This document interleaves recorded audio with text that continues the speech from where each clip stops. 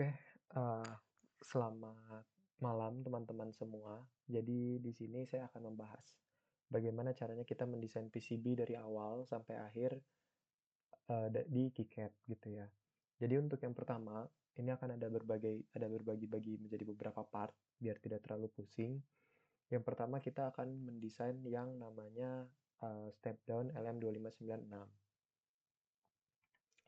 Nah, jadi ini saya akan membuat sebuah desain LM2596 step down. Jadi kalau teman-teman bisa lihat di sini itu LM2596 skematik. Nah, ini modul yang udah biasa kita beli, itu step down-nya itu mungkin seperti ini bentukannya.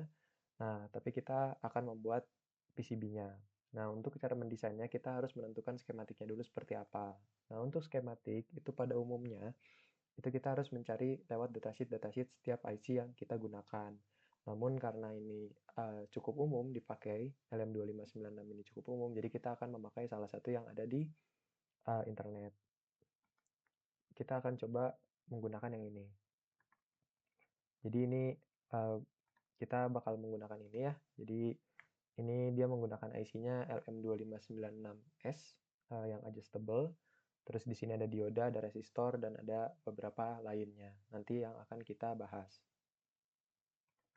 Oke, jadi seperti yang teman-teman lihat di bawah sini, ini ada sebuah rangkaian desainnya ya, jadi biar bisa melihat sama-sama apa saja yang diperlukan gitu ya. Jadi yang pertama ini ada KiCad 9.0, mungkin ada update versi terbarunya, cuman saya di sini pakai menggunakan KiCad 9.0. Kalian bisa ke files juga, terus ke new project. Nah, untuk projectnya kalian bebas menamakannya apa aja. Misalkan saya di sini mau file name-nya, ini saya mau buat folder aja ya, latihan. Nah, latihannya yang saya mau file name-nya itu adalah step down. Nah, di sini akan ada dua file. Yang pertama ada underscore PCB dan yang kedua ada underscore SCH. Nah, yang untuk step pertama dalam mendesain PCB kita itu harus membuat skematiknya terlebih dahulu. Skematik ini apa? Skematik ini adalah tempat di mana kita merancang sistem desainnya itu seperti apa. Skematik ini tidak boleh salah dan skematik ini harus benar dengan apa yang kita inginkan gitu ya. Nanti akan ya kita sambil nyobain lah gitu ya biar gampang. Nah, ini klik dua kali aja, ntar akan masuk ke layout skematiknya. Ini adalah semacam design sheet-nya gitu ya. Ini kalian bisa ganti-ganti design sheet-nya kalau di sini akan ada banyak gitu ya. Ini kalau di robotik SAS gitu, kita ada punya punya uh, layout sendiri gitu, template sendiri. Ini template-nya. Mungkin saya pakai ini aja biar keren gitu ya. Nah, ini udah ada Telkom sama logonya. Nah, yang pertama kali kita lakukan, sesuai yang ada di gambar di bawah kiri ya, itu kita harus membuka komponennya dulu. Nah, komponen itu ada di bagian sini. Jadi, flash komponen nih atau pencet A, itu kalian bisa pakai ini untuk kita memunculkan komponen. Nah, kita buka aja. Terus, ini ada error di library-nya, tapi nggak apa-apa. Harusnya kalian nggak ada. Ini loading footprint awal-awal memang akan lama karena dia nge-loading footprint-nya cukup banyak. Jadi KiCad ini sudah punya library-library footprint ya, library-library yang banyak ya. Mulai dari resistornya, dari kapasitor, terus dari step down dan lain-lain gitu. Sebenarnya ada banyak banget yang ada di KiCad. Nah, ini adalah tampilan utamanya, tampilan untuk komponennya. Kalian bisa nyari IC utama kalian dulu, biasanya LM2596 LM225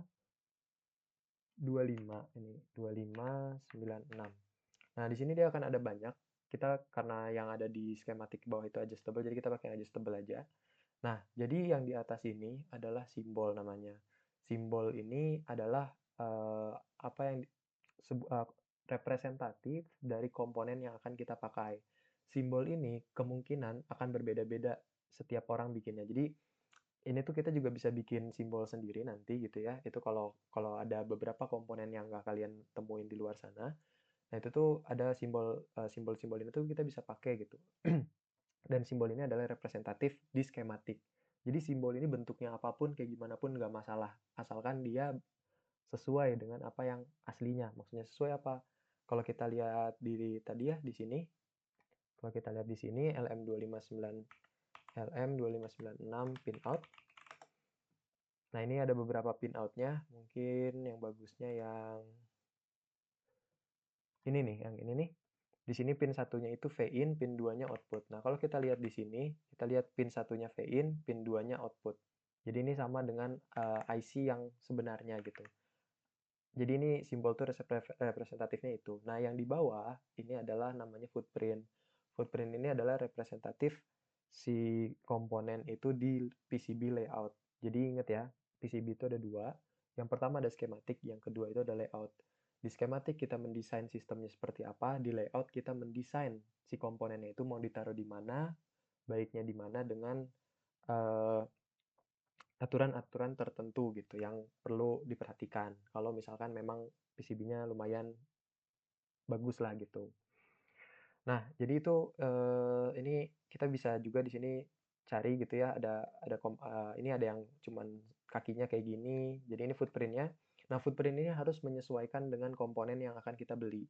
Jadi komponen yang kita akan beli misalkan yang ini ya berarti yang ada 5 kaki di bawah, berarti ini kan 5 kaki di bawah berarti ya yang yang TO263. Nah, itu yang TO263.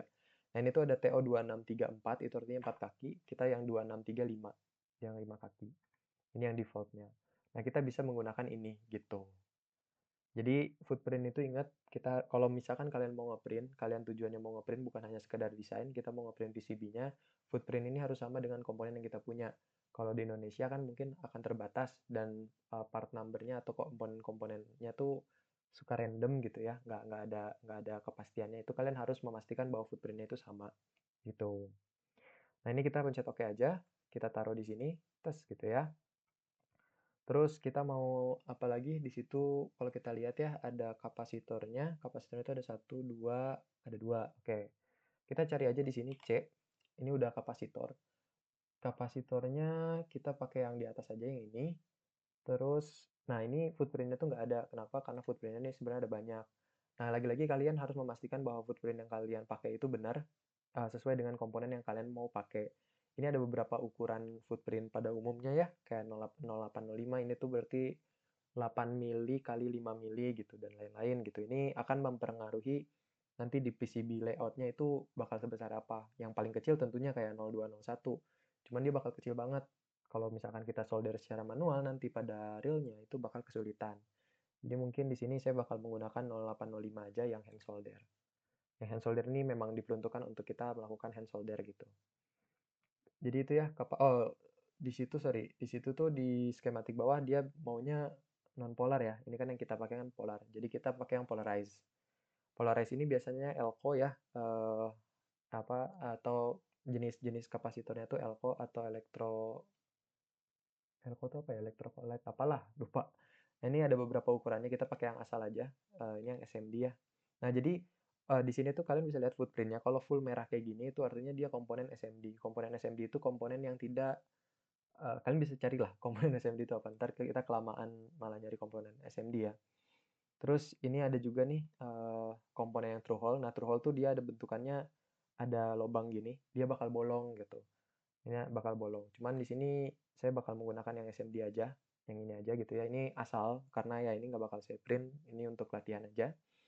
Jadi kita tinggal taruh di sini. Eh, perlu dua, satu gitu ya. Nah, kalau teman-teman lihat juga sebenarnya secara skematik itu dia berbeda ya, si IC dan si kapasitornya. Beda dengan yang ada di kiri bawah gitu kan.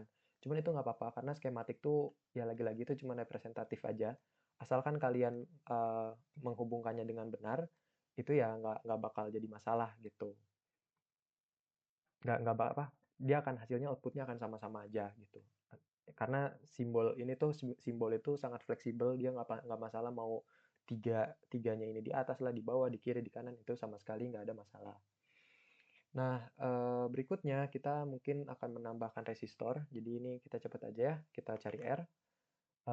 Saya mau R-nya yang ukurannya anggaplah mau yang 0805. Terus taruh sini. Dia tuh ada di feedbacknya ya, dekat feedback di sebelah sini. Sama nanti di vout juga ada. Jadi ini saya mau uh, copy aja. Udah kayak gitu ya kira-kira ya. Terus kita butuh induktor. Kalau induktor tuh apa namanya ya, nama designatornya atau namanya tuh biasanya L. Nah ini induktor kayak gini ya. Saya lagi-lagi ini ngasal aja ngambilnya. Kalau mau rotate itu pencet R, dia bakal ngerotate sendiri. Dia itu di output, dekat output di sinilah. Nanti kita bakal rapi-rapihin. Terus kita juga butuh dioda dioda Schottky ya di situ ya, dioda Schottky itu Schottky. Nah, itu tadi mana? Nah, ini Schottky ya. Anggaplah ini yang kita pakai gitu ya, yang benar-benar yang kita pengen pakai. Jadi kita taruh sini aja, dia tuh ada di sebelah resistor. Nah, hal-hal yang paling penting dalam skematik itu sebenarnya kerapihan ya. Jadi ini memang belum rapih karena ada buru-buru juga. Cuman skematik yang paling bagus adalah skematik yang mudah dibaca oleh orang lain. Itu adalah skematik terbaik gitu. Kalau misalkan susah dibaca dengan orang lain ya itu berarti skematiknya masih kurang bagus gitu. Nah, ini uh, kita terus ada potensiometer ya. Jadi itu resistor yang di atas yang 100K itu potensiometer. Kita tambahin aja potensio. Oh, kita R aja, kita cari R atau resistor. Nanti ada R variable. Nah, ini namanya R variable di sini. Jadi kita ntar pakai yang ini aja. Uh, atau R trim. Trimable juga boleh nih. R trim. Kita pakai yang inilah mungkin. Tapi beda ya, bentar. Reason use variable. Ya ini nggak apa-apa sih, kita pakai yang ini. Jadi ini resistornya akan berubah-berubah gitu ya nanti. Nggak apa-apa, kita cobain aja pakai ini. Uh, ini potensiometer sih lebih tepatnya. Jadi ini kita contoh aja pakai potensiometer. Nanti kita bakal berubah-ubahin si outputnya. Nah, kalau misalkan udah, kalian anggap udah kayak gini, itu kalian, oh oke sorry. Di situ ada power ya, ada simbol power. Simbol power tuh ground. Nah itu tuh kalian bisa pakai yang P. Jadi di sini kita bisa cari GND. Nah ini ada GND-nya. Kita taruh di sebelah sini. Terus nanti kita taruh sebelah sini juga. Nah, udah. Nanti kita akan rapihin. Nah, kalian tinggal melakukan yang namanya routing net ya. Jadi ini kita tinggal taruh ke sini kan. Sorry, ini ke VIN ya. Ke VIN. Terus ini kita hubungin ke ground. Nah, ini tuh secara nggak langsung dia akan terhubung. Kita taunya dari mana? Taunya dari, kita bisa pencet yang ini di atas nih, highlight net. Kalian pencet tes. Nah, ini tuh dia VIN-nya terhubung ke positif C-nya gitu. Kalian juga bisa melakukan ini ya, kita ubah Cepuralize-nya value-nya di bawah itu kan 680 mikrofarad. Jadi kita tinggal ganti 680 mikrofarad. Ini biar value-nya jelas gitu. Biar kita tahu kalau ini value-nya tuh 680 mikrofarad. Yang lain juga kita bisa ganti, cuman ini bakal lama jadi akan saya skip aja. Oke, udah di sini kita tinggal tambahin LED aja. Jadi kita tinggal taruh LED di sini, footprint-nya lagi-lagi kita pilih gitu ya. Mau LED-nya yang kayak gimana, terus kita tinggal hubungin aja kayak gini gitu. Ini cukup dihubungkan. Nah, sebenarnya untuk bikin PCB itu membutuhkan waktu yang cukup lama untuk kita mahir dalam membuat PCB. Dalam artian kita harus banyak-banyak latihan lah gitu. Jadi memang harus bersabar untuk kita memulainya gitu, harus pelan-pelan gitu ya. Jangan terburu-buru gitu.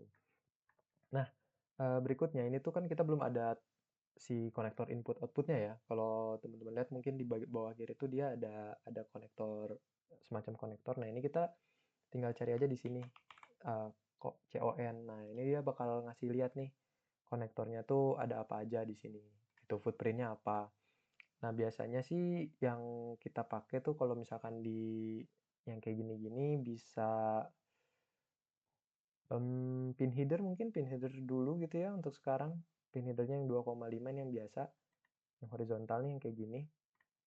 Ini anggap aja kita pakai pakai yang benar ya gitu. Jadi ini kita bisa ganti nama jadi input gitu ya.